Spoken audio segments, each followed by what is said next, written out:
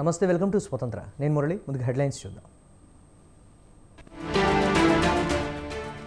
NDA పక్ష నేతగా నరేంద్ర మోదీ, ప్రభుత్వ ఏర్పాటుకు చంద్రబాబు, నితీష్ మద్దతు.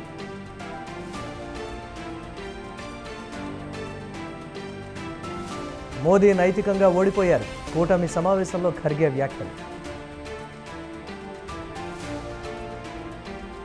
5 ఏళ్లలో వ్యవస్థల్ని ధ్వంసం చేశారన్న బాబు, ప్రజల భవిష్యత్తు కోసం పనిచేస్తామని హామీ.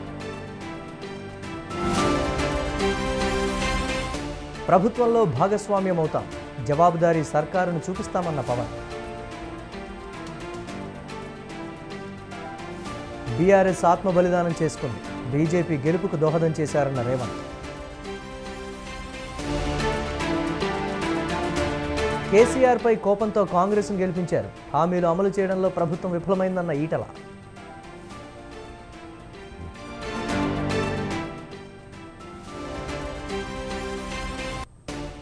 సీఎం పదవికి నవీన్ పట్నాయక్ రాజీనామా, 2 దశాబ్దాల పాలనకు తెర.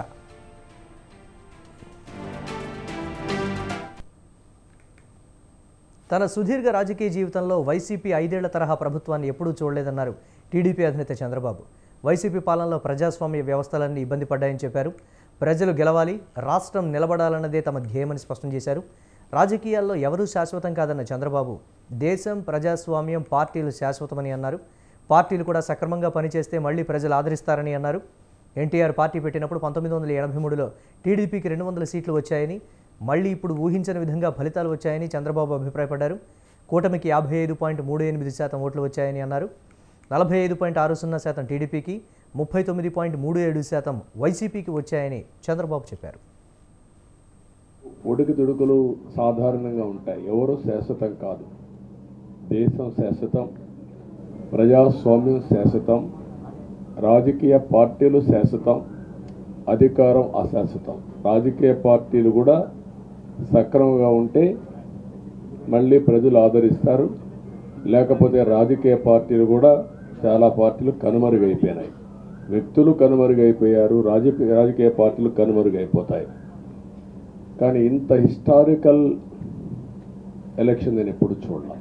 నా జీవితంలో చాలా ఎలక్షన్స్ ఫేస్ చేస్తే కానీ వేవ్ కనపడేది, వ్యతిరేకత కనపడేది. కానీ ఈ ఎలక్షన్లో ఎక్కడో అమెరికాలో ఉండే వ్యక్తి ఒక 5 లక్షలు 10 లక్షలు ఖర్చు పెట్టుకొని నేను రావాలి, ఓటేయాలి, రాష్ట్రం నిలబడాలి, ప్రజలు గెలవాలి అనే ఆవేదనతో వచ్చారు. ఈ కమిట్మెంట్ని ఏ విధంగా వర్ణించాలో నాకైతే అర్థం కాదు. ఏ విధంగా వాళ్ళని అభినందించాలో కూడా అర్థం కాని పరిస్థితి. అనేక ఎన్నికల్లో అనేక అనుభూతులు చూసాం, కానీ మేము అన్ని ఎన్నికల కంటే ఇది ఒక తెలుగుదేశం పార్టీ చరిత్రలో, ఆంధ్రప్రదేశ్ రాష్ట్ర ప్రజల చరిత్రలో సువర్ణాక్షరాలతో లిఖించదగ్గ ఎన్నిక ఇది.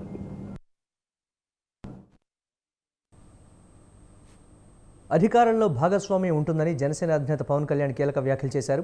జనసేన ఎమ్మెల్యేలు, ఎంపీలతో ఆత్మీయ సమావేశమైన పవన్ అధికారంలో భాగస్వామ్యం ఖచ్చితంగా తీసుకుంటామని స్పష్టం చేశారు. విద్య, వైద్యం, ఉపాధి, తాగునీరు, సాగునీరు, శాంతి భద్రతలపై ఏర్పాటు కాబోయే ప్రభుత్వం ప్రత్యేక ఫోకస్ పెడుతుందన్నారు పవన్ కళ్యాణ్. పోటీ చేసిన అన్ని సీట్లను గెలిచిన పార్టీ ఇప్పటివరకు లేదని, దేశంలో ఈ తరహా విజయాన్ని దక్కించుకుంది జనసేన పార్టీ మాత్రమే అని అన్నారు. ప్రజలు ఇచ్చిన అద్భుతమైన తీర్పు, దాంట్లో మనం భాగస్వామ్యం అయ్యాం దాంట్లో. సో మీ అందరూ అద్భుతమైన మెజారిటీతోటి, బలమైన మెజారిటీలతోటి మనం 21 స్థానాలు పోటీ చేస్తే 21 స్థానాలు అద్భుతంగా గెలిచాం. 2 పార్లమెంట్ నియోజకవర్గాలు గెలిచాం. భారతదేశంలో ఎప్పుడు కూడా తీసుకున్న అన్ని సీట్లు, పోటీ చేసిన అన్ని సీట్లు గెలవటం అనేది చాలా చాలా రేరెస్ట్ రేర్.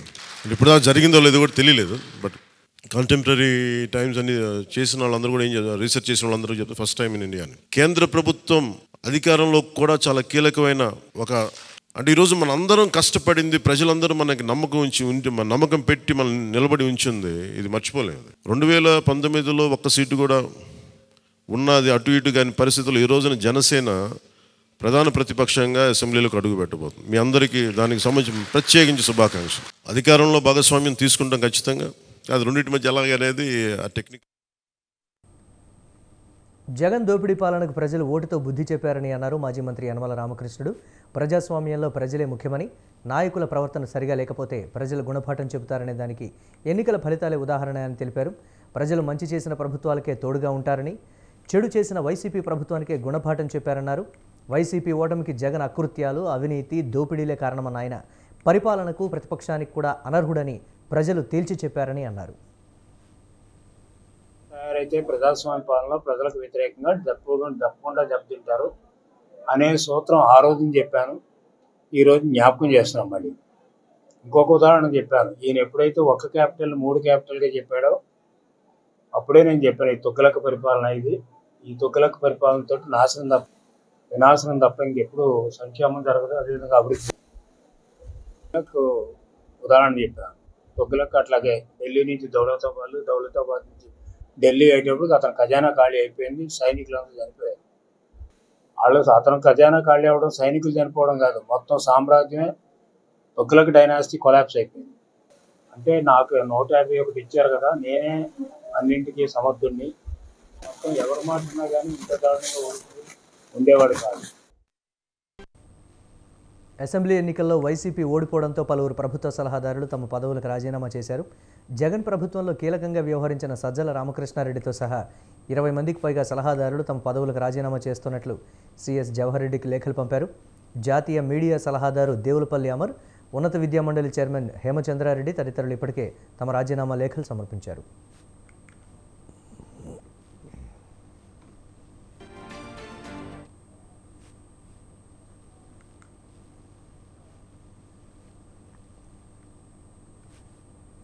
భవిష్యత్తులో ప్రపంచాన్ని శాసించే హైడ్రోజన్ ఫ్యూయల్ సెల్ రంగానికి మచిలీపట్నం వేదికగా మారుస్తామని ఎమ్మెల్యే కొల్లు రవీంద్ర అన్నారు. పారిశ్రామిక ఐటీ విప్లవం తర్వాత ప్రపంచాన్ని శాసించబోయేది హైడ్రోజన్ ఫ్యూయల్ సెల్ అని చెప్పారు. గత పాలకులు అస్తవ్యస్తంగా మార్చిన బందరు పోర్టు నిర్మాణ పనులపై సమీక్షించి పూర్తి స్థాయిలో పనులు జరిగేలా కృషి చేస్తామన్నారు. మచిలీపట్నాన్ని పర్యాటకంగా అభివృద్ధి చేస్తామని రవీంద్ర తెలిపారు. అద్భుతమైన పరిశ్రమలు తీసుకొచ్చి మచిలీపట్నం సమగ్రాభివృద్ధికి కృషి చేస్తామని కొల్లు రవీంద్ర చెప్పారు.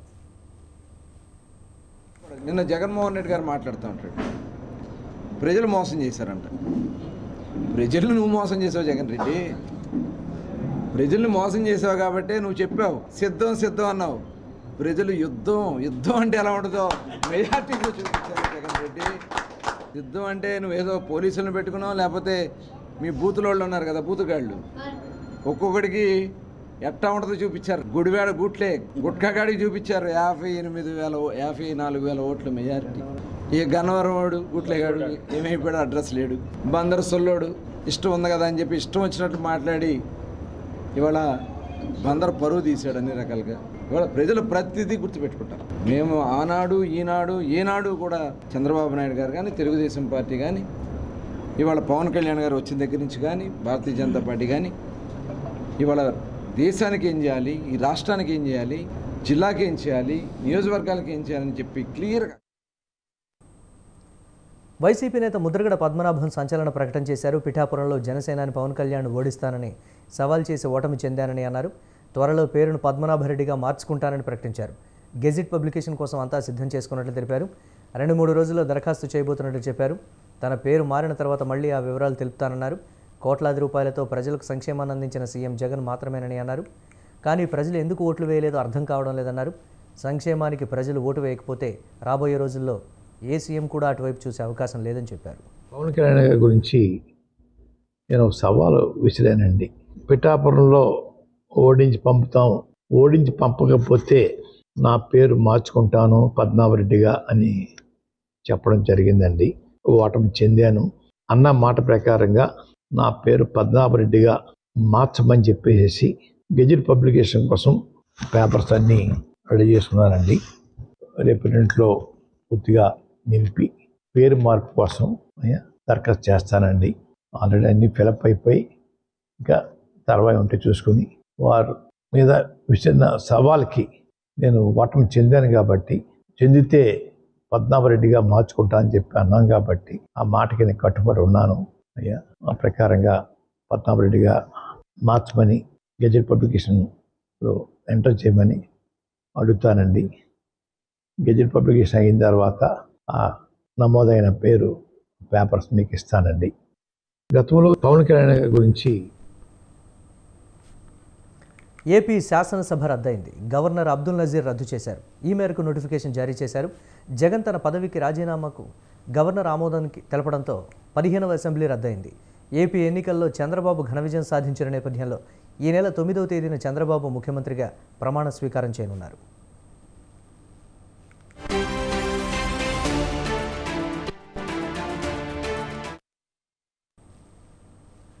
ఈ ఎన్నికల్లో టీడీపీ, బీజేపీ, జనసేన కూటమి 164 స్థానాల్లో విజయం సాధించాయి. టీడీపీ 144కు 135, జనసేన 21కి 21, బీజేపీ 10 చోట్ల పోటీ చేస్తే 8 స్థానాల్లో గెలిచింది. కాంగ్రెస్ ఒక్కచోట కూడా గెలవలేదు. పవన్ కళ్యాణ్ పిఠాపురంలో దాదాపు 70,000 మెజారిటీతో గెలిచారు. నారా లోకేష్ మంగళగిరిలో అత్యధికంగా 91,000 మెజారిటీతో గెలుపొందారు.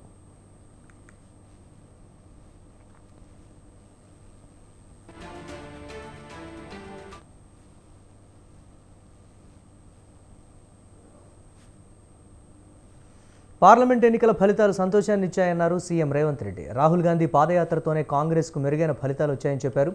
కాంగ్రెస్ను ఆదరించిన ప్రజలకు కృతజ్ఞతలు తెలిపారు. 100 రోజుల పాలనను ప్రజలు ఆదరించారన్నారు. అసెంబ్లీ ఎన్నికల కంటే తమ ఓటింగ్ శాతం పెరిగిందని తెలిపారు రేవంత్. గ్యారెంటీలను మేము చేస్తున్న పరిపాలనను ప్రజల ముందు పెట్టి మేము ఓట్లు అడుగుతున్నాము. మా పరిపాలన మీకు నచ్చితే చేకూర్చడం. ఈ ఎన్నికలు నేను నా మంత్రివర్గము 100 రోజులు అందించిన పరిపాలనకు రెఫరెండము. మేము ఇచ్చిన గ్యారెంటీలను మేము చేస్తున్న పరిపాలనను ప్రజల ముందు పెట్టి మేము ఓట్లు అడుగుతున్నాము. మా పరిపాలన మీకు నచ్చితే మా పరిపాలన ఇంకా కొంత బలాన్ని చేకూర్చడం ద్వారా ఇంకా ప్రజలకు ఉపయోగపడే విధంగా పరిపాలన అందించడానికి మీరు తీర్పు ఇవ్వండి అని చెప్పి విస్పష్టంగా ప్రజలకు మేము వివరించడం జరిగింది. తెలంగాణ రాష్ట్ర ప్రజా పరిపాలన రెఫరెండంగా మేము ఎన్నికలకు వెళ్తే ఈరోజు తెలంగాణ రాష్ట్రంలో వచ్చిన ఫలితాలు, ప్రజలు ఇచ్చిన ఓట్ల శాతం, పార్లమెంట్లతో పాటు అసెంబ్లీలో మాకు వచ్చిన మెజారిటీని మీడియా మిత్రులు ఎలాగూ విశ్లేషిస్తారో మా వైపు నుంచి కూడా మేము ఈరోజు వివరించదలుచుకున్నాము. జరిగిన పార్లమెంట్ ఎన్నికల్లో 17 పార్లమెంట్లకు సంబంధించి 1 సీటు ఎంఐఎంకి ఇస్తే 16లో 8 పార్లమెంటు నియోజకవర్గాలను కాంగ్రెస్ పార్టీని గెలిపించడం జరిగింది. మరొక 8 భారతీయ జనతా పార్టీ గెలవడం జరిగింది.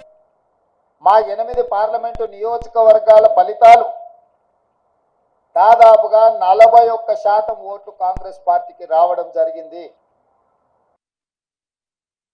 ఈ ఎన్నికలు తాను ఎవరి దయాదాక్షిణ్యాల వల్ల ఎంపీగా గెలవలేదని, కేవలం తన బీజేపీ శ్రేణుల కష్టం, ప్రజలిచ్చిన తీర్పు వల్లే మెదక్లో తన గెలుపు సాధ్యమైందని బీజేపీ నేత రఘునందన్ రావు అన్నారు. మెదక్ లోక్సభ నియోజకవర్గంలో బీఆర్ఎస్ ఓట్లు బీజేపీకి బదిలీ కావడం వల్లే తాను గెలిచానని సీఎం రేవంత్ చేసిన ఆరోపణలను రఘునందన్ రావు ఖండించారు. మహబూబ్ నగర్ ఎమ్మెల్సీ మల్కాజ్గిరిలో తన సొంత సిట్టింగ్ ఎంపీ స్థానం కూడా గెలుచుకోలేకపోయారని ఎద్దేవా చేశారు. 8 స్థానాల్లో కాంగ్రెస్ గెలిచిందని, మరి ఆ నియోజకవర్గాల్లో బీఆర్ఎస్ ఓట్లు కాంగ్రెస్కు బదిలీ అయ్యాయా అని ప్రశ్నించారు. నోట్ల కట్టలతోటి దొరికినటువంటి దొంగ రేవంత్ రెడ్డి అని సమాజం, టీవీలు, పేపర్లు, ఛానళ్ళు 10 ఏళ్ళు ఘోషించినాయి. మరి ఆయన కేసు ఎందుకు ట్రయల్ కాలేదు? ఎందుకు శిక్ష వేయించలేదు? ఎవరితో ములాఖత్ అయ్యిండు రేవంత్ రెడ్డి? హరీష్ రావుతోట, కవితతోట, చంద్రశేఖరరావుతోట ఆయన ములాఖత్. నేను అడిగిన మిమ్మల్ని సూటిగా ఇద్దరిని, పలానా ఎయిర్ ఇండియా విమానంలో 19వ తారీఖు రోజు రాత్రి మీరిద్దరు బిజినెస్ క్లాస్లో 2 గంటలు ఏకాంతంగా జరిపిన చర్చలు ఏంటంటే చెప్పడం చేతగాలే. ఏమన్నాడు ఆయన? రఘునందన్ రావును గెలిపించేందుకు సిద్దిపేటలో హరీష్ రావు అనేటోడు బీఆర్ఎస్ పార్టీ ఓట్లని బీజేపీ పార్టీకి వేయించిండు అని మాట్లాడిండు. నేను అడుగుతున్నా, నాకు సంస్కారం ఉంది, నాకు చదువు చెప్పిన సార్లు కొంచెం మంచి చదువు చెప్పారు. నేను లాస్ట్ టైం కూడా రేవంత్ రెడ్డి మెదక్కి వచ్చి నా గురించి మాట్లాడినప్పుడు చెప్పిన, రేవంత్ రెడ్డి నేను నీకంటే 2 ఆకులు ఎక్కువ చదువుకొని వచ్చిన. పట్టపగలు సీఎం రేవంత్ రెడ్డి వ్యాఖ్యలకు బీజేపీ నేత ఈటల రాజేందర్ కౌంటర్ ఇచ్చారు. అసెంబ్లీ ఎన్నికల్లో కాంగ్రెస్ పథకాలు, వ్యూహాలను చూసి ప్రజలు ఓటు వేయలేదని, కేసీఆర్పై ఉన్న కోపంతోనే ప్రజలు కాంగ్రెస్ను గెలిపించారన్నారు. సిట్టింగ్ స్థానాలైన మల్కాజ్గిరి, సొంత జిల్లా మహబూబాబాద్లో కాంగ్రెస్ ఎందుకు ఓడిపోయిందని ప్రశ్నించారు. కాంగ్రెస్ ప్రభుత్వం ఇచ్చిన హామీలను పూర్తి చేయాలని డిమాండ్ చేశారు. వాటిని అమలు చేసేలా సర్కార్పై ఒత్తిడి తీసుకొస్తామన్నారు. ప్రభుత్వం అనేక హామీలు ఇచ్చింది. ఇవాళ మేము ప్రతిపక్షంలో ఉన్నాం. బాధ్యత కలిగిన ప్రతిపక్ష పార్టీ హోదా వచ్చింది మాకు. కాబట్టి ఇవాళ దాదాపు 8 మంది పార్లమెంట్ సభ్యులమంటే 30% ఓట్లు అంటే మాకు ఒక పెద్ద రెస్పాన్సిబిలిటీ వచ్చింది. కాబట్టి రేవంత్ రెడ్డి గారి ప్రభుత్వం ఏ హామీలైతే ఆనాడు మేనిఫెస్టో రాసిందో ప్రజాక్షేత్రంలో చెప్పబడ్డావో 6 నెలలు గడిచిపోయింది. ఒక ఆర్టీసీ బస్సులలో ఉచిత ప్రయాణం తప్ప ఏ ఒక్క సమస్య కూడా పరిష్కారం చేయలేదు. కాబట్టి నా తెలంగాణ మహిళలకి నెలకు గౌరవ భృతి కింద 2,500 రూపాయలు కావచ్చు, పేదలకు ఇండ్లు కట్టించే డబుల్ బెడ్రూమ్ కట్టించే కార్యక్రమం కావచ్చు, 420 రకాల పనులు చేస్తామని చెప్పి హామీ ఇచ్చింది. కాబట్టి ప్రజల మధ్యలో ప్రజాక్షేత్రంలో ఈ సమస్య ఈ హామీలన్నీ కూడా అమలు కోసం ప్రజలతో పాటుగా ఇవాళ ప్రభుత్వం మీద ఒత్తిడి తెస్తాం, అవసరం పోరాటం చేస్తాం. ఆ సమస్యల పరిష్కారం కూడా మేము ఉంటాం.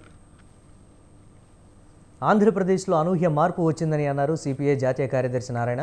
కూటమి గెలుపుకు ఎక్కువ కష్టపడింది జగనేనని చెప్పారు. మొదట చంద్రబాబు జగన్ ఇంటికి వెళ్ళి థ్యాంక్స్ చెప్పాలన్నారు. చంద్రబాబు జగన్ మాకు ఎవరికీ అంతుపట్టని ఫలితాలు వచ్చాయని చెప్పారు. కేవలం సంక్షేమం ద్వారానే అధికారం వస్తుందని ఎవరైనా అనుకుంటే కల మాత్రమే అని చెప్పారు. జగన్ నియంతృత్వ పాలనతో పాటు అవినీతి కూడా పరాకాష్ఠకు చేరడం వల్లే వైసీపీని ఓడించారని చెప్పారు. ఓడిపోయిన జగన్మోహన్ రెడ్డికి అందరి జాతకాలు చెప్తాం, మాకు ఎవరికి అంతుపట్టిన పద్ధతులు చేస్తాం. అంత ఘోరంగా ఓడిపోతాడు. అంత ఘోరంగా ఓడిపోవడానికి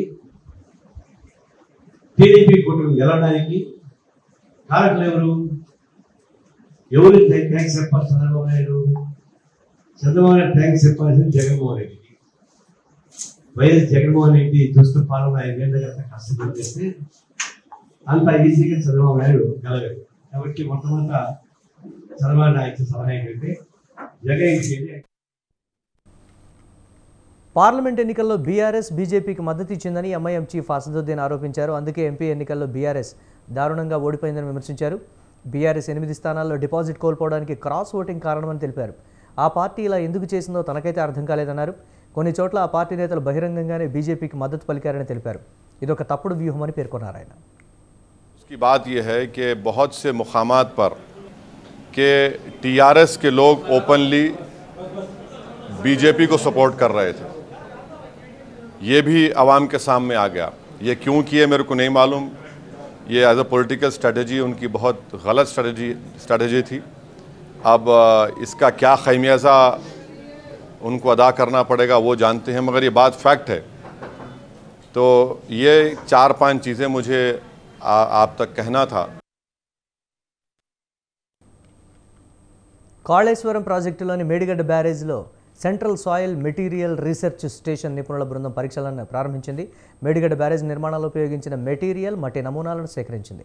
బ్యారేజ్ కుంగిన పిల్లర్ల ప్రాంతంలో 12, 13 పిల్లర్ల వద్ద 25 ఫీట్ల మేర డ్రిల్ చేసి పరీక్షలు నిర్వహించింది. భూభౌతిక, మృత్తిక, భూ సాంకేతిక పరీక్షలను సాంకేతిక నిపుణులు పర్యవేక్షిస్తున్నారు. ఈ బృందం 3 రోజుల వరకు పరీక్షలు చేపట్టనుంది.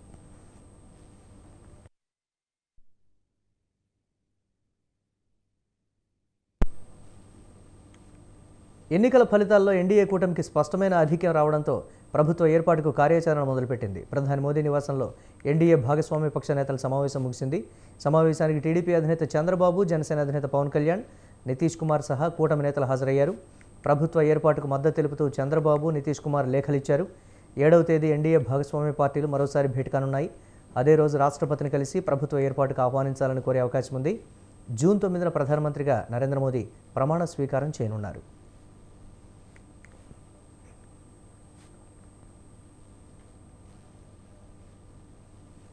కేంద్రంలో ప్రభుత్వం ఏర్పాటుకు గల అవకాశాలను సమీక్షించేందుకు ఇండియా కూటమి నేతలు సమావేశమయ్యారు. కాంగ్రెస్ జాతీయ అధ్యక్షుడు మల్లికార్జున్ ఖర్గే నివాసంలో ఏర్పాటు చేసిన సమావేశంలో ఆయనతో పాటు ఆ పార్టీ అగ్రనేతలు సోనియా గాంధీ, రాహుల్ గాంధీ, ప్రియాంక గాంధీ వాద్రా, డీఎంకే అధినేత ఎంకే స్టాలిన్, ఆర్జేడీ నేత తేజస్వి యాదవ్, ఎన్సీపీ వ్యవస్థాపకుడు శరద్ పవార్, జేఏఎం ఎమ్మెల్యే కల్పనా సోరెన్ తదితరులు హాజరయ్యారు. ఈ సందర్భంగా ఖర్గే కీలక వ్యాఖ్యలు చేశారు. ఈ ఎన్నికల్లో మోదీ నైతికంగా ఓడిపోయారని అన్నారు.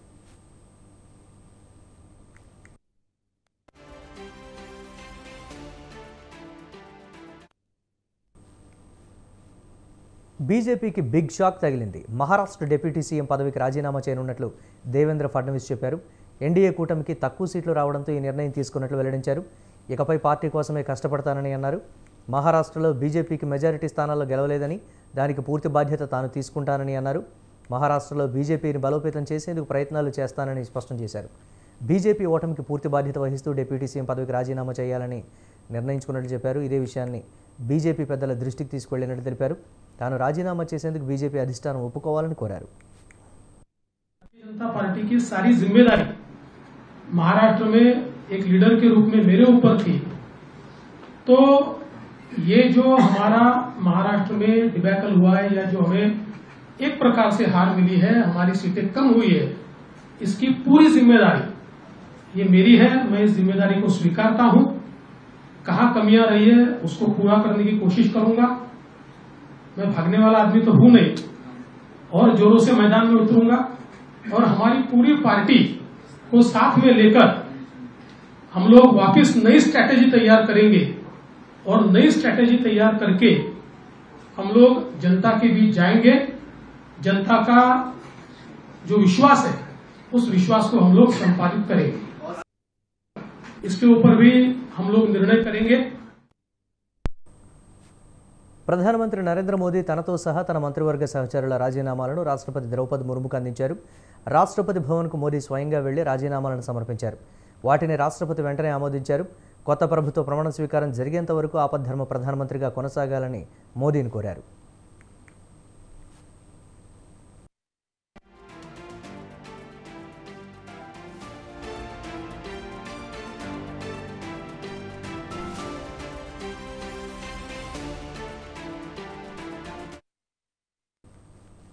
నవీన్ పట్నాయక్ ఒడిశా ప్రజలు షాక్ ఇచ్చారు. దశాబ్దాల నుంచి అధికారంలో ఉన్న బిజు జనతాదళ్ను ఈ ఎన్నికల్లో పక్కన పెట్టారు. అభివృద్ధి కోసం కమలం పార్టీకి జైకొట్టారు. దీంతో ఆరోసారి ముఖ్యమంత్రి కావాలన్న నవీన్ పట్నాయక్ ఆశలు ఆవిరైపోయాయి.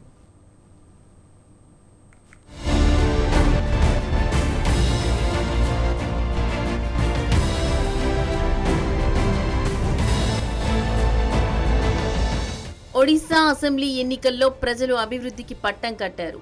నవీన్ పట్నాయక్ నాయకత్వంలోని బీజు జనతాదళ్ ఓటమికి చేరువలో ఉంది. భారతీయ జనతా పార్టీ గెలుపు తీరాలకు దగ్గరగా ఉంది. ఒడిశా పరిణామాలు అందరినీ ఆశ్చర్యపరిచాయి. గత 25 ఏళ్లుగా నవీన్ పట్నాయక్ అధికారంలో కొనసాగిన అభివృద్ధి అంశాన్ని పూర్తిగా నిర్లక్ష్యం చేశారన్న విమర్శలు పెళ్లుబాకాయి. 25 ఏళ్ల కిందట ఒడిశా ఎలా ఉందో ఇప్పటికీ ఒడిశా అలాగే ఉంది. కేంద్రంలో పోట్లాడి తెచ్చుకున్న ప్రాజెక్టులంటూ ఏమీ లేవు. అనేక రంగాల్లో ఒడిశా వెనుకబడింది. ప్రజల తలసరి ఆదాయం కూడా పడిపోయింది. ఈ నేపథ్యంలో అభివృద్ధి తాజా ఒడిశా ఎన్నికల్లో కీలకాంశంగా మారింది.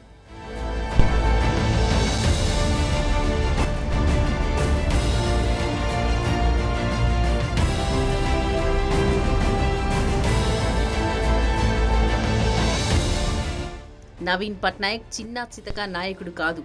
బీజు పట్నాయక్ వారసుడిగా రాజకీయాల్లోకి అడుగుపెట్టారు. ఒడిశా రాజకీయాల్లో నవీన్ పట్నాయక్ అంచెలంచెలుగా ఎదిగారు.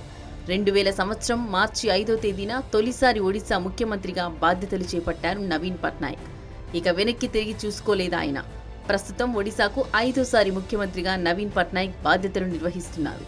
ఈసారి ఎన్నికల్లో బీజు జనతాదళ్ గెలిస్తే నవీన్ పట్నాయక్ 6వసారి ముఖ్యమంత్రిగా ప్రమాణ స్వీకారం చేసేవారు.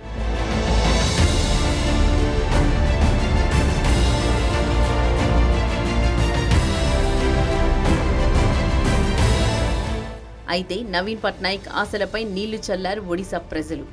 దశాబ్దాల నుంచి అధికారంలో ఉన్న బీజు జనతాదళ్ను పక్కన పెట్టారు. అభివృద్ధి చేస్తామంటూ ముందుకు వచ్చిన భారతీయ జనతా పార్టీకి పట్టం కట్టారు.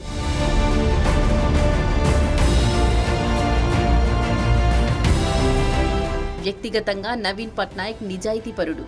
25 ఏళ్లుగా ముఖ్యమంత్రిగా ఉన్న అవినీతి మరక అంటని రాజకీయవేత్త.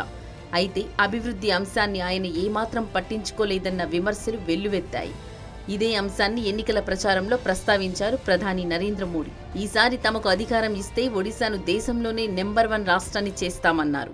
जब नवीन बाबू अगर गलती से भी यहां चुनाव प्रचार के लिए आ जाए और अगर आपके नसीब में उनको मिलना हो जाए, क्योंकि वो किसी को मिलते नहीं है, लेकिन अगर आपका मिलना हो जाए तो उनको पूछिए कि आप जहां से चुनाव लड़ रहे हैं, ये कंटाबाजी से चुनाव लड़ रहे हैं, उनको एक प्रश्न पूछोगे मेरी तरफ से?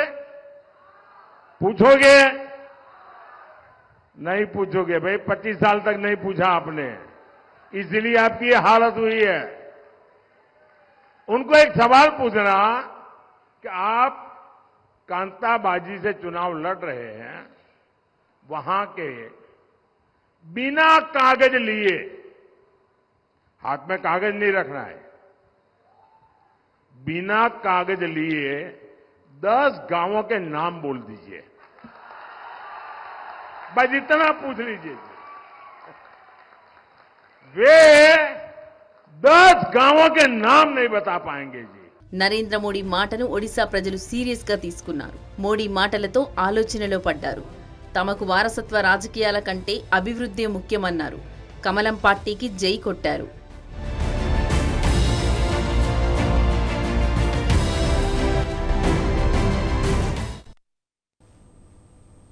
ఒడిశా ముఖ్యమంత్రి బిజు జనతాదళ్ అధినేత నవీన్ పట్నాయక్ సీఎం పదవికి రాజీనామా చేశారు. రాష్ట్ర అసెంబ్లీ ఎన్నికల ఫలితాల్లో అధికార బిజు జనతాదళ్ పరాజయం పాలైంది. ఈ నేపథ్యంలో ఓటమిని అంగీకరిస్తూ సీఎం పదవికి రాజీనామా చేశారు. ఈ మేరకు భువనేశ్వర్లోని రాజ్భవన్కు వెళ్లి తన రాజీనామా పత్రాన్ని గవర్నర్ రఘుబర్ దాస్కు సమర్పించారు.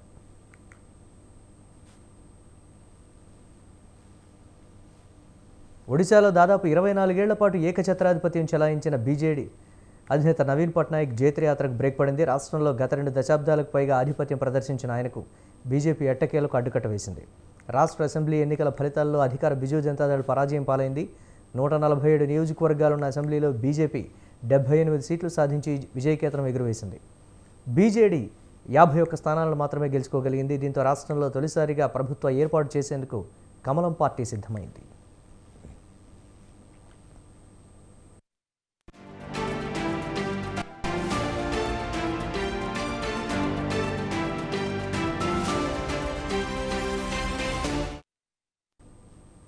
ఇవి ఇప్పటి వరకున్న అప్డేట్స్. కీప్ వాచింగ్ స్వతంత్ర.